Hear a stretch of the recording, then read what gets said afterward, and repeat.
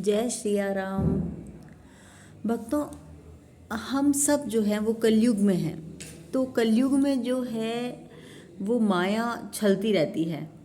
माया किस रूप में होती है? काम, क्रोध, लोभ, मोह, अहंकार, ईर्ष्या।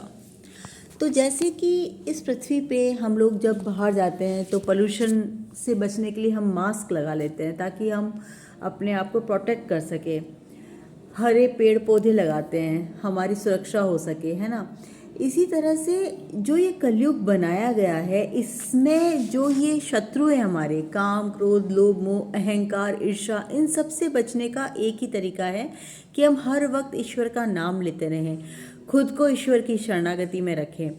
तो जब हम राम नाम का जप या ईश्वर के किसी भी नाम का जप, ईश्वर को आप अल्लाह कहो, राम कहो, दुर्गा माँ कहो, ईश्वर एक शक्ति है, सर्वशक्तिमान, मतलब वो सर्वशक्तिमान है, उनको आप कोई भी नाम दे सकते हैं।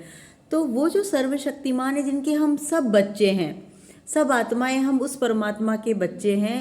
न जाने कितने ब्रह्मांड हैं, सृष्टि कितनी बड़ी है, ये सब हमें समझ में तभी आएगा जब हम ईश्वर के नाम का जप करेंगे। तो प्रेमानंद गुरु जी और कृपालु महाराज जी ने, बड़े बड़े संतों ने बहुत अच्छी बात समझाई है कि ईश्वर सर्वशक्तिमान जो भगवान हैं, उनके हम सब बच्चे हैं। कोई स्त्री रूप में है, कोई पुरुष रूप में है, कोई छोटा बड़ा नहीं है, कोई बड़ा नहीं है, सब समान है। ये बात कोई जातिवाद नहीं, कुछ नहीं, सब हम बच्चे हैं। सब एक धरती पर आकर अपना अपना जो भी भगवान ने अपना रोल दिया है वो हम कर रहे हैं।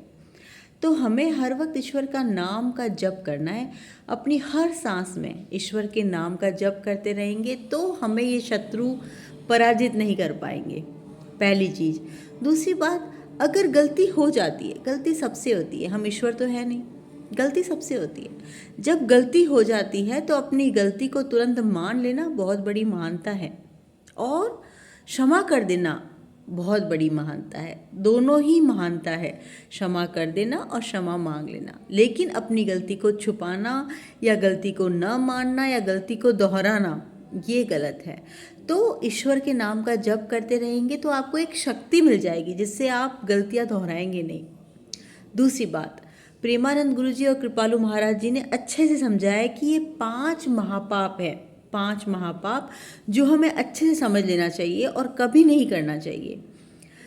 देखिए, बड़े बड़े संतों ने और ईश्वर ने खुद, अगर आप ईश्वर को मानते हैं, अगर मानते हैं, तो आप ईश्वर के लिखी गई हर किताब को, ये कुछ लोग हैं जो लोगों को कुछ ज्ञान नहीं है और वो भ्रम फैलाते हैं कि ये किताबें तो ऐसे ही किसी ने लिख दी। अरे किताबें नहीं, ये शास्त्र हैं, और शास्त्रों में हर लिखी बात तुलसीदास जी, वेद व्यास जी, ये खुद ईश्वर स्वरूप धरती पर लेकर उन्होंने ये किताबों की रचना करी है।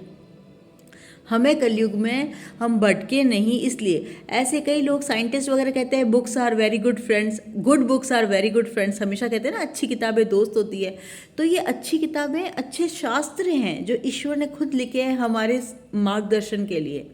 उनमें साफ साफ लिखा हुआ है कि अगर कलयुग में आप एक अच्छा जीवन जीना चाहते हैं तो आपको ईश्वर का नाम जप करना होगा, पवित्र भोजन खाना होगा, पवित्र सांस लेनी होगी। तो पवित्र सांस कैसे लोगे आप?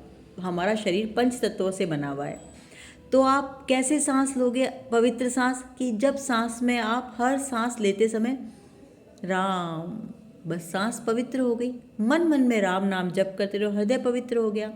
अब आई भोजन की बारी। तो भोजन पवित्र कैसे होगा?